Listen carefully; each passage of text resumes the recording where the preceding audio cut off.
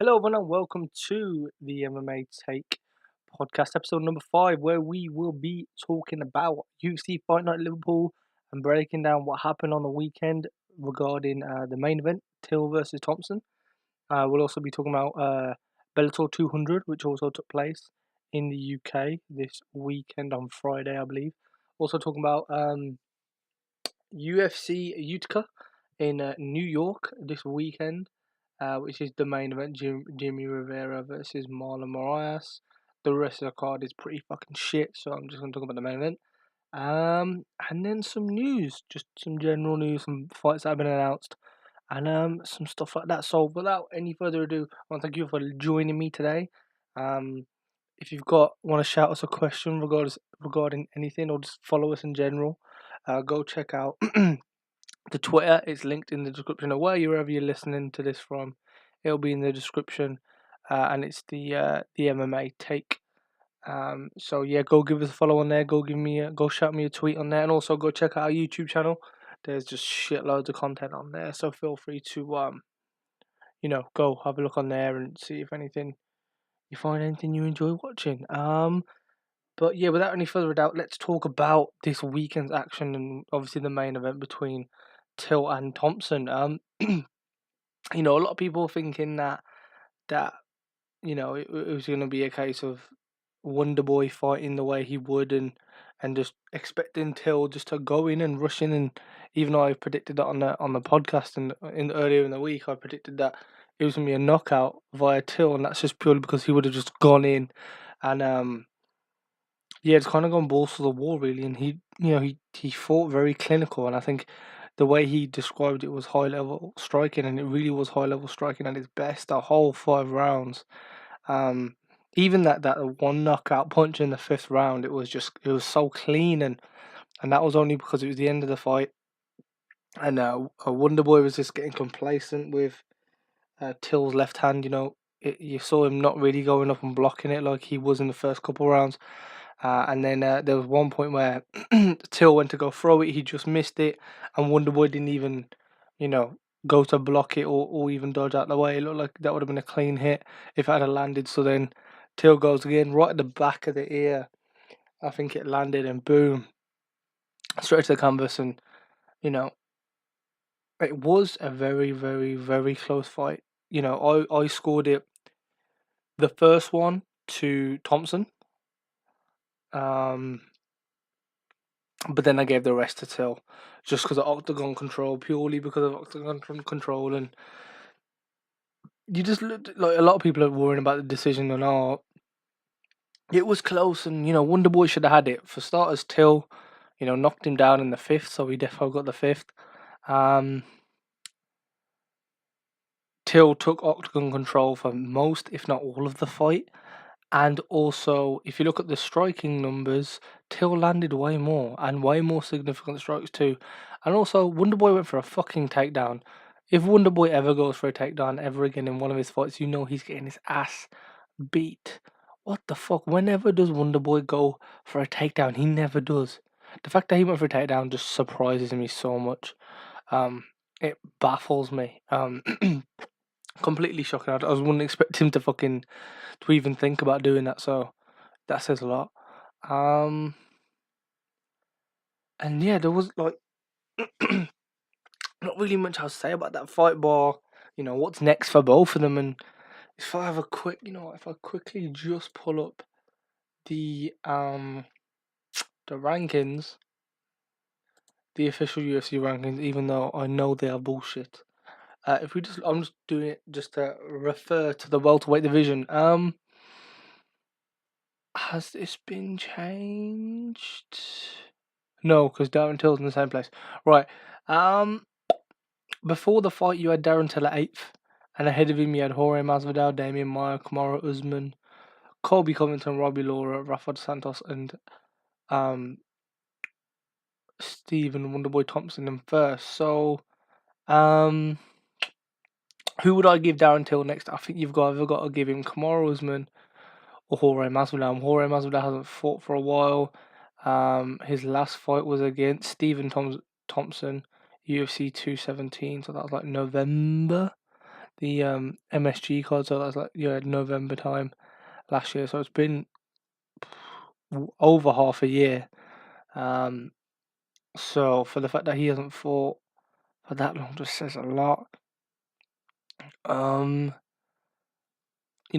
Usman just come off that win off of Damian Maia. Damian Maia short notice, but nevertheless a win's a win. That's all that matters. I would personally put Damian Maia. Obviously, Colby Covington would be a great fighter, but obviously he's fighting Rafael dos Santos in a few weeks for the interim belt. If Darren Till wants to wait, but personally, I'd say just Kamaru Usman fought the week prior, Darren Till fought now. As long as their schedules are on tact, I say you just put them two together and let them fucking beat the piss out of each other. That is what you want, and trust me, that's just going to be a hell of a fight. Kamaru Usman, known for his wrestling, bit boring. Darren Till, just a fucking gorilla. Love to see that. And then we've got what could Wonderboy do? Wonderboy take some time off, and personally, I would still, whoever loses the interim title belt out of RDA and Kobe Covington, I would give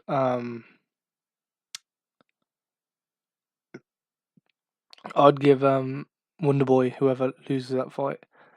Personally, I think RDA is gonna win it. I'd love to see Kobe Covington ranked 4th in the rankings. If Thompson's still won, obviously I know that will change.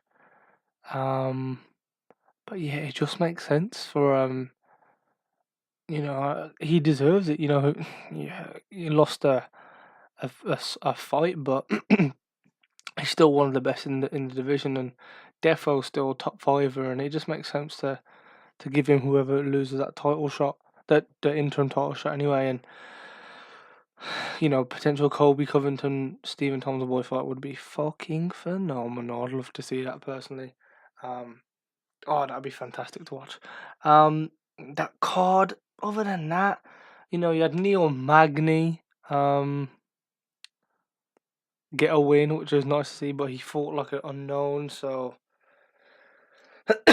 it wasn't really a big deal, really. I suppose it was just a little bit of a win.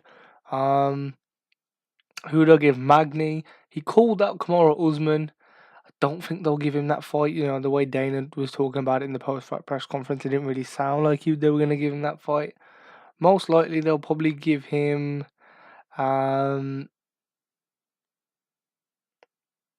maybe a Damian Maia. I don't know if they've fought already. Or maybe even a Robbie Lawler, but I don't know what his situation is. I'm sure he's injured. So, I don't know who they'd give Neil Magny next. Or even a Jorge Masvidal, to be fair. Jorge Masvidal ranked 7th. Magny ranked 9th. To put them two together. And, yeah, probably makes the most sense out of all of them, to be fair. But again, he only had a win against a relative unknown, so it is what it is. But on the Friday night, you had Bellator 200, which was Gegard Mousasi versus Rafael Carvalho. You also had Michael Van Page on the co-main event. Obviously, this card was meant to be the Roy Nelson Crow Cup fight, but Crow Cup got injured. Gutting, I would have loved to see that fight. But in the main event, Gegard became Bellator's middleweight champion by beating Rafael Carvalho via TKO strikes at 3 minutes 35 of the first round. It was just dominating from Gegard Mousasi. Everyone expects him to go ahead and win that fight. It's Gegard at the end of the day. No one really expected less. He went in, he fought the way he does, and he's a true legend. If you look at Gegard's record, it's something ridiculous, like 54, well, not 54, 45 wins or 46 wins. Oh, it's a stupid record. He's been champion at every promotion that he's been at, bar the UFC, which says a lot. I think he just wasn't a champion at the UFC because they didn't give him the opportunity to fight for a belt. Really, he he beat some of the best in that division, and they never really gave him a title shot. And they were giving people like Dan Henderson and shit like that, but never mind. So yeah, that was just interesting, really. Didn't really expect that to happen. But yeah, is what it is. Gegard, after the fight, calls out Roy McDonald, which just fucking make that fight Bellator. Your 170-pound division is pretty weak. Your 185-pound division is pretty weak. I beg you, put them two together. Oh my fuck! You put that shit on pay-per-view along with this little heavyweight bullshit that they're doing. Oh, bro, take my money. Gegard Mousasi versus Rory McDonald, and they both want the fight. They both really want that fight. So, personally, I think you'd be stupid not to do that fight. It just makes no sense why you wouldn't make that fight at all. Rest of the card pretty weak. Like I said, you had Michael Van Page, but Jesus Christ, he battered the piss out of this guy. It's the first time I've ever seen a verbal submission, meaning that Van Page was whooping this guy's ass so badly, the guy verbally said, "I quit," which fucking hell. Michael Van Page honestly looks like an English Anderson Silva. He looks like a fucking beast. He was toying with the guy. I know the guy that is fighting David Rickles isn't the biggest of names, and they do need to put him against Paul Daly ASAP. They need that fight. They need to make that fight like yesterday. But that fight not being made, you just think make that fight better. Or do you hate money? Do you hate people watching your product? For fuck's sake, make that fight. Let's get that shit done. Do whatever you gotta do to make that fight happen, man. Seriously. Other than that, not really much else fight news or fight wise. Anyway, that was it for the weekend. A very UK centric fight week, which is quite nice. And yeah, that's really it. So now looking forward to this weekend's fights, and this is a tough, tough, tough fight card. Like, Jesus fucking Christ, this is tough. Other than the main event, there's nothing really to talk about. You've got Vellante versus Sam Alvey, but not really. Not really worth breaking down, really. The weight's positioned. I don't even think it's even going to be on the main card anyway, so not really worth showing that off. And then also you've got the main event, Jimmy Rivera versus Marlon Moraes. That's probably really worth being taken out. Both of these guys just fucking beasts. I am looking forward to this fight. As soon as it got announced, you got Jimmy Rivera 21-1, which is jeez, and Marlon Moraes, which is 20-5, so fairly similar. Marlon, this being in the bantamweight division, so a lot of Jimmy Rivera's wins coming through decisions. A few, one or two by sub, and then only a few by TKO, but the majority are decisions. And then if you look at fucking Marlon Moraes, he legit is known for his knockouts. He fucking hell, he can knock a few people out of this weight division to have that much power. It is pretty impressive. Honestly, just looking at some of the people that Jimmy Rivera's fought, he's beat Thomas Alveira, beat Uriah Faber in his retirement fight, beat Marcus Brimage, beat Pedro Munoz, which fucking hell, that's not easy to do. His record really does show how well and how good this motherfucker is. Wins against Marcus Brimage, Pedro Munoz. Uriah Faber, Thomas Almeida. Those aren't easy to do, especially that Thomas Almeida fight. That was his last fight in a year ago. So he's had a good year off. I know he was scheduled to fight at the end of the year and that December card against Dominic Cruz, but Cruz pulled out with an injury. So that was gutting, but honestly, this just Jimmy Rivera is fantastic, and is the only loss he had, which was his second fight ever in his career, and he's just been on a 20 fight win streak, for God's sake. So Jimmy Rivera is absolute beast, and then you got Marlon Moraes, who really did come out of nowhere. If you look at his record, um, the first time I ever seen him was on UFC 212, which is in Brazil. It was the Aldo Holloway fight where Holloway won the belt off Aldo. I keep fucking coughing. I think it was that. No, it might have been the rematch actually. Yeah, the rematch was in Brazil, so it was a rematch. And that was the first time I ever seen Marlon Moraes fight personally. He was going against Rafael Sunsao, who is, one of the best at the 135-pound division, former champion, fantastic. And that was, he lost it, but it was a split decision, and fuck me, did I not agree with that. Personally, I thought Marlon Moraes won that fight. He really did win that fight. He fought fantastically, for God's sake, and the fact that he didn't get that fight was pretty gutting for him. That would have been a big win for him to have. To have Rafael Sunsao or win like that on your record, just he probably would have been up there for a title contention, and fighting the likes of Cody Garbrandt and TJ Dillashaw. So, unlucky with that. To be fair, he did deserve to win that fight, but a split decision's a split decision at the end of the day. And then he goes and fights John Dodson in November 2011. Another split decision. This fight was again closer. He did edge it. Honestly, I couldn't even tell you. It was a very close fight. I remember at the end of that fight, yeah, you had both people with their hands up, expecting to get raised, and it just somehow Marlon, pulled it out of the bag really, and got the win against a big name like John Dodson. And then most recently in December, you had, oh god, this was brutal. You had the brutal knockout of Aljamain Sterling in with a knee, and just that knee was just vicious.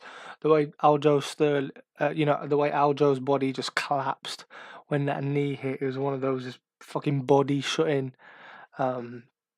knees, man. Honestly, it's horrible. Fantastic though, fantastic knockout, one of the best, and it was just fantastic. It was just a fantastic knockout. To be fair, phenomenal. And yeah, now he's got this big fight, and let's be honest, you've got in terms of 135ers, it really is a case of TJ and Garbrandt fighting for the belt. That's in LA, so in August. So there's that match obviously sorted. Dominic Cruz, he'll need a backup fight before he gets back to any title or anything like that. He's just been out for too long. Keeps getting injured. Maybe he's worth retiring, I don't know. But yeah. Then you also got Rafael Sunsao, ranked 3rd in the division, Jimmy Rivera 4th, Marlon Moraes 5th. Just this division alone, you personally got to say, I'm sure Rafael Sunsao is either injured, because I don't think he's got anything lined up. Oh no, he has. He's got a fight against Rob Font in UFC 226, which is the it is the fuck.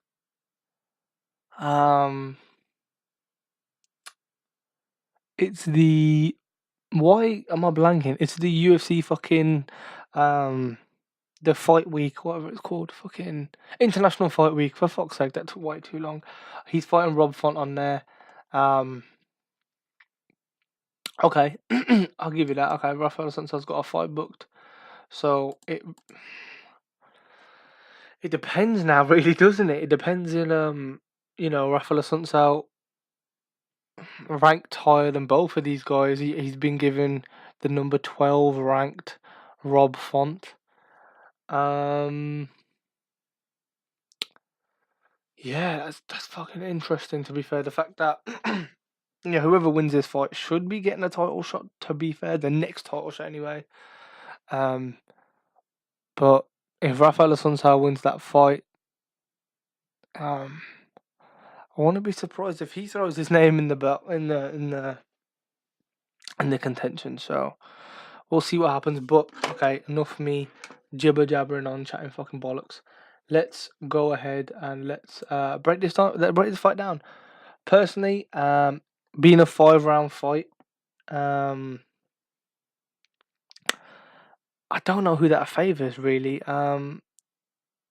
Jimmy Rivera is known, obviously, going the distance, and has the better resume, as you've seen by the fighters that he's beaten. And then you got Marlon Moraes, who's beaten some decent fighters himself. Obviously that big task against Rafael Sunsao, lost that, shouldn't have, but nevertheless, a loss is a loss. The way I viewed the fight was different to two judges, so that he won that fight. Fuck, this is actually a close. It's gonna be this could very well be, contention for fight of the year. If it goes the way I'm expecting it to go, this is gonna be a fantastic fight. I think it will go the full way. Marlon Moraes got an okay gas tank, but not the best compared to Jimmy Rivera's, who I think Jimmy Rivera could honestly fight for hours and probably not get tired. This guy's gas tank is phenomenal. And I think obviously Marlon Moraes has defo got knockout power. Whether that's in his knees, his legs, or in his hands, he's definitely got knockout power. Now, the only way I can see Marlon Moraes winning this fight is by a very early knockout. Most of his knockouts have either come in the first or second rounds. So personally, the only way I think he's gonna win this fight is by a big knockout, and that'll be early. It has to be early in the fight, within those first 1 or 2 rounds. But Jimmy Rivera, the pro that he is, I feel like he'll be able to weather the storm. We've seen him in absolute wars before, and I honestly think he is out of the two on paper the better fighter. Jimmy Rivera, I believe, that will be able to really weather Marlon Moraes' storm, but all it will take is one clean hit, and I feel like Jimmy Rivera's going down. But I do see this going the full 5 rounds, and just a pro that he is, I feel like he'll be aggressive at the right times. He'll be able to weather the storm, gas out Marlon Moraes early. If you look at Marlon Moraes' body anyway, his muscle percentage and compared to the rest of his body is ridiculous. So he's highly, his body is a lot more muscle than anything else, and those muscles are going to need a lot of oxygen, and 25 minutes is not easy, especially with a beast like Jimmy Rivera. So I honestly feel like Marlon Moraes is going to go for it in those first 2 rounds. He will gas out, and Jimmy Rivera just have to, take it easy. Just don't get hit by anything big, because even when he's tired, I believe Moraes probably still has a fairly decent knockout power, but I don't think anything that Jimmy Rivera can't really handle. He can handle it very easily, and I feel like it'll be decision win. Unanimous. I don't think it'll go split or anything like that. It'll 100% be a unanimous decision win to Jimmy Rivera. And just the way that these two were talking at the press conference a couple of weeks ago or months ago, whenever that conference was, the way they've been talking since then, that's got me pretty excited for this fight. Any time that two people hate each other, it just makes it more fun. And when the shit talking starts, I think it'll be a fun fight week. I think it's gonna be a great fight. I believe it's not even on um the Saturday. It's actually on Friday night, which is pretty interesting. Um, I didn't expect it to be, but yeah, it's a Friday night, so don't forget that, guys. It is a Friday night fight, which can't really go wrong with that. But yeah, personally, Jimmy Rivera, unanimous decision, 5 round fight is gonna be fantastic. I really can't wait for this fight. It is gonna be fucking amazing. I just can't wait to watch it. And yeah, that is really it um in terms of fight. Upcoming fights. The rest of the card, like I said, pretty fucking weak. So nevertheless, let's get down to the news. And the first piece of news I want to talk about is on Monday night on the Believe You Me podcast, the legendary Mike Bisping announced his retirement, which is pretty sad, but also pretty happy. I'm very, very happy, for God's sake, um, that that is happening, purely because the way Mike described it was, obviously we all know he's got the injury with his eye. I believe it's his left eye, with that fucking wheel kick from Vitor. So vicious it fucked up Mike Bisping's eye, and I believe it fucked up his retina or something like that. If you look at Mike Bisping's eyes, one eye is like he's got a blue eyes, I think, but the left eye is like cloudy in the middle. It's a bit like ugh. But yeah, that was because of Vitor. And yeah, and then he said after the Kelvin Gastelum fight, in his good eye, he was getting white flashes. So he went to go see a doctor, and the retina is detaching from that eye, fiber by fiber, slowly by slowly. So if both of them, both retinas get detached, that could be very scary, especially at his age. He could even potentially be partially blind, if not fully blind, depending on the vision of their left eye. So the fact that he's retired is phenomenal. I would have loved to have seen him get, you know, do something in the cage. I know, like, UFC Liverpool was on the weekend, and he announced it on the Wednesday, on the Monday. He didn't even plan for it to be like that. It was just a kind of spur of the moment thing where he just thought, now the time's right. I'm just going to do it now.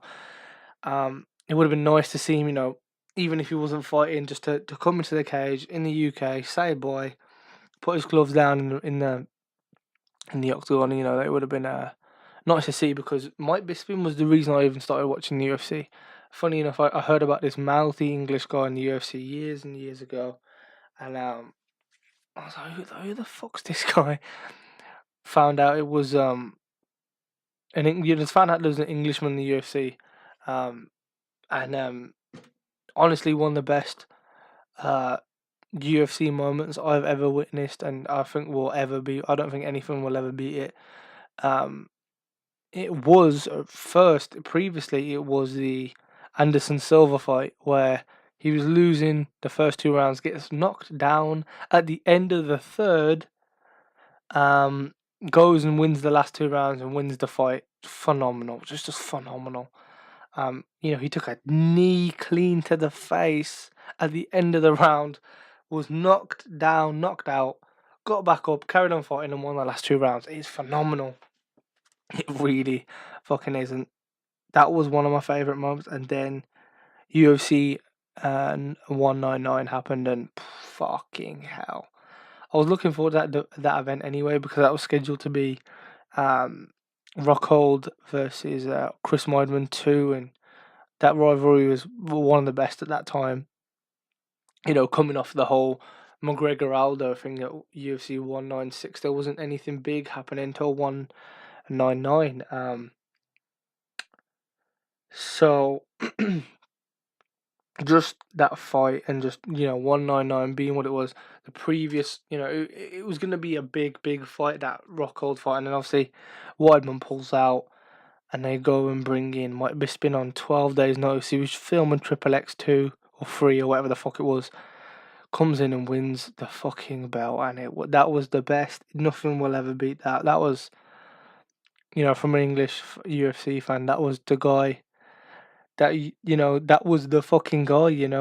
When you come from a region where there's not too many big or famous UK MMA fighters in the UFC. Let's be honest, Mike Biston was the first. He was a pioneer. He was one of the best. Um, and him winning that belt that night was fantastic. And then he brought it back, rectified that loss to Dan Henderson. Um, beats was it Henderson? Ah, fuck. I want to say that he defended. I want to say there was a fight between Henderson and GSP, but I think it was just it went Henderson, GSP, Kelvin. Yeah, it went Henderson, GSP, and Kelvin. So yeah, sad to see him retire, but also happy to see him retire due to the circumstances. Fantastic career. One of the main reasons I am the big UFC fan that I am now. Honestly, it was because of him. And yeah, I know he'll never ever listen to this, but yeah, shout out to Mike Bisping, phenomenal UFC fighter. And if you guys from the UK or wherever you guys are from, tweet me at the MMA. Take your favorite Mike Bisping moments, whether it was the press conference with Luke Rockhold, which are fucking phenomenal. The hungover press conference with GSP, which again was phenomenal. Or even the Anderson Silva fight. Let me know your favorite Bisping moments, and we'll if we get a few, I'll read them out next week on the podcast. But yeah, other than that, the only other piece of news was this Nick Diaz arrest for alleged domestic violence in Las Vegas, and apparently, he broke someone's hip. Nick allegedly choked the girl unconscious. Then he fought with the police, which caused them to send 12 police cars. And then fought even after getting detained when he was in, when he was in prison, fighting with, members and staff colleagues there. But the fact that, the broken hip part is such a big thing, and a lot of people have been confirmed it. Nick Diaz is fucked. He only just got back into UFC. His suspension only just got lifted. Everyone was looking forward to him, potentially fighting again, and this goes and happens. I don't really know much more than the initial reports, and I don't really really give a shit. It's stupid, really. But yeah, Nick Diaz is fucked, and that's really it. Nothing more to say there. So that's it for the news, but now we're going to go into the upcoming fights that have been announced in the past week. The first fight that we have is an announcement due to Bobby King, the King Green, withdrawing from UFC 225. Clay Guida stepped up and taken on Oliveira. Clay Guida returns back to the cage after his first round TKO of Joe Lozon in November, which was only his second win coming back to the lightweight division. And then you got Oliveira, which he hopes to rebound from a recent TKO loss to Paul Felder in December, which left him 2 wins and 4 losses out of his past 6. His most recent win comes all the way back to April 2017, where he submitted former Bellator lightweight champion Will Brooks in the first round. Honestly, I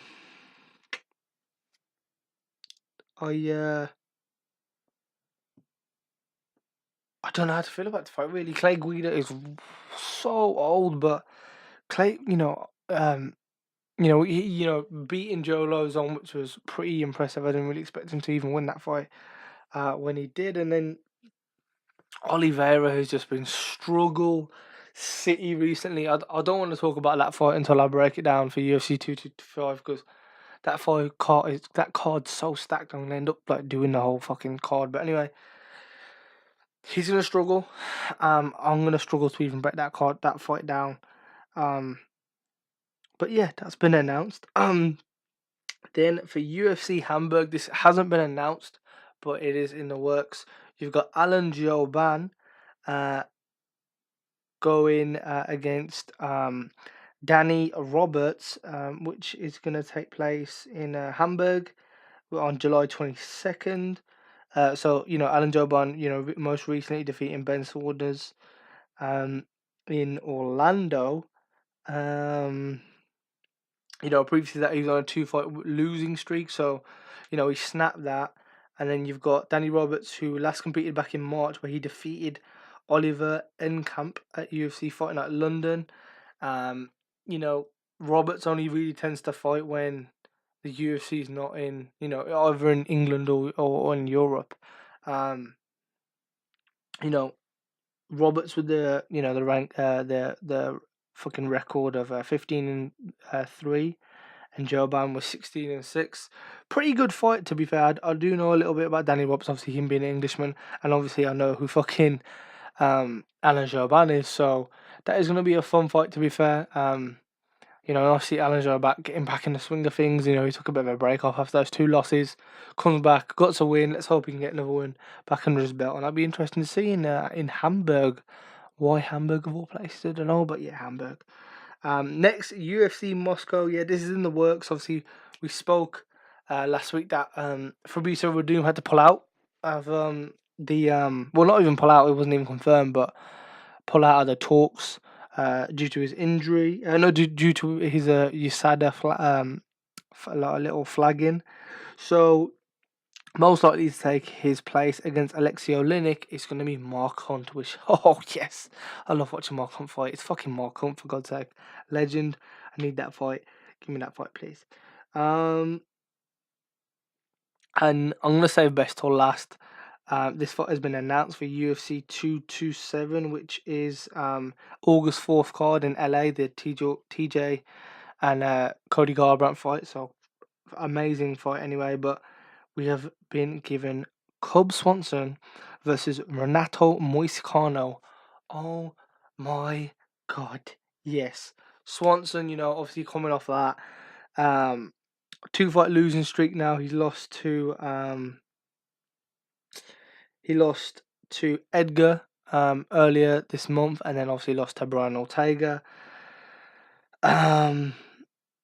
Before losing those 2 fights, he was on a 4-fight winning streak. So, it'd be nice to see him come back. But UFC have given him no favors in Maurizio Moicano. This guy is a beast. He's 12 wins and 1 loss.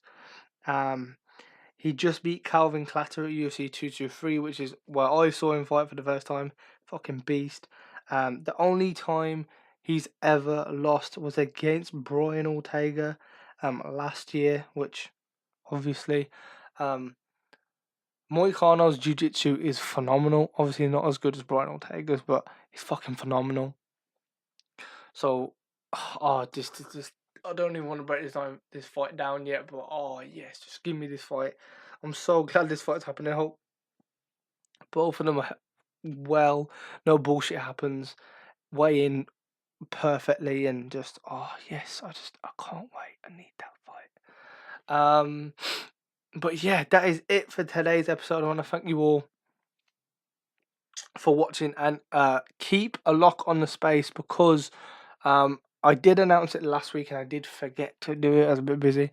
But I will be doing it this week. I promise. An extra podcast, and we will be going through the World MMA Awards, choosing my winners, discussing the nominees. So yeah, keep an eye out for that, because that'll be here soon, before the next episode of the podcast. This will be out. I promise you. Keep a look to the YouTube channel as well. There's always fun stuff being uploaded there. UFC 3 simulations, career mode, Ultimate Team pack openings, road to the belt. It's just there's just so much fun stuff going on right now. Keep it locked. Shout me a tweet to discuss anything that we spoke about today at the MMA Take. All the links are in the description down below of wherever you listen to this, whether it's iTunes, Google Play, Stitcher, YouTube, Spotify. Where else are we? Tune in radio. Wherever you guys are listening to us from, I really, really do appreciate it. Thank you so much. Our numbers are growing. I mean, the last few episodes have been doing amazing. So thank you all for tuning in, and I'll catch you all next time. Cheers.